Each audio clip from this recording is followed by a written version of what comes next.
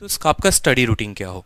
देखो study routine में कैसे पढ़ना है, जैसे जो लोग जॉब करते हैं, जिनके पास थोड़ा सा समय होता है, ठीक है, या जिन्हें लेट उठने की आदत है या जिन्हें लेट तक जगने की आदत है, आप अपने स्टडी रूटीन अपने अकॉर्डिंग बना सकते हो, अपने स्ट्रेंथ के अकॉर्डिंग, अपने वीकनेस के अकॉर्डिंग। जिन्हें मैथ में ज़्यादा टाइम देना है वो मैथ को ज़्यादा टाइम दे, जिन्हें इंग्लिश में ज़्यादा टाइम देना है वो इंग्लिश को ज़्यादा टाइम दे। लेकिन एक एग्जाम्पल मैंने आपके लिए यहाँ रख रखा है कि अगर आप सुबह 7 बजे से टारगेट बनाते हो तो 7 से 8 आपका क्या होना चाहिए, 7 से 8 आप एक बार वोकैब पढ़ो। सुबह में हमेशा कोशिश किया करो उठते ही फ्रेश माइंड से आप वोकैबलरी को पढ़ रहे, रिवाइज कर रहे। टारगेट बना लो कि 1000 vocab, 1000 idiom, 1000 one word substitution आपके पेपर्स के लिए मोस्ट इंपॉर्टेंट, मोस्ट रिपीटेड, वो रिवाइज हो जाए एक बार, ठीक है। फिर बात करते हैं 8 से 10 आप मॉक दे सकते हो, ठीक है। मैंने 2 घंटे क्यों रखे हैं, 1 घंटे मॉक के और 1 घंटे उसके एनालिसिस के। भले आप 50 के जगह 30 मॉक दो, लेकिन उस 30 का कंप्लीट एनालिसिस आपके पास होना चाहिए, ठीक है। बार बार हर वीडियो में हर टॉपर, चाहे वो एसएससी का हो, आईबीपीएस का हो, रेलवे का हो, एक ही बात कहता है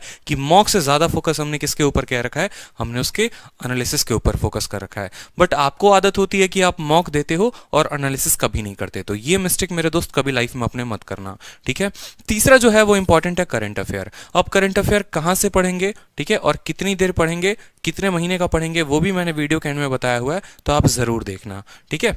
बात करते हैं 11 से 1, मैंने जो जनरल रखा हुआ है, ठीक है, वो रखा है कि ग्रामर, ठीक है। सुबह में मैंने इंग्लिश को इसलिए रखा क्योंकि सुबह फ्रेश माइंड होता है, याद करने वाली चीजों को आप अक्सर सुबह में रखा करो, ठीक है। ग्रामर, अब ये आप अपने नोट से भी कवर कर सकते हो या आप किसी बुक से कवर कर सकते हो, ठीक है। ग्रामर के जितने इंपॉर्टेंट एरर्स वाले पॉइंट हो गए, क्योंकि ये आपको सेंटेंस इंप्रूवमेंट में, फिलर्स में और बाकी सभी जगह में आपकी हेल्प करेंगे। बात करते हैं 1 से 3, तो अभी यहाँ 2 घंटे ही मैथ्स को रखा है और बाद में भी मैंने मैथ्स को रखा है। मैथ्स में आपका टारगेट होना चाहिए कि एक बार जल्दी से पूरी की पूरी किताब खत्म कर ले, चाहे आप राकेश यादव की किताब खत्म कर रहे हैं या आप किरण की किताब खत्म कर रहे हैं।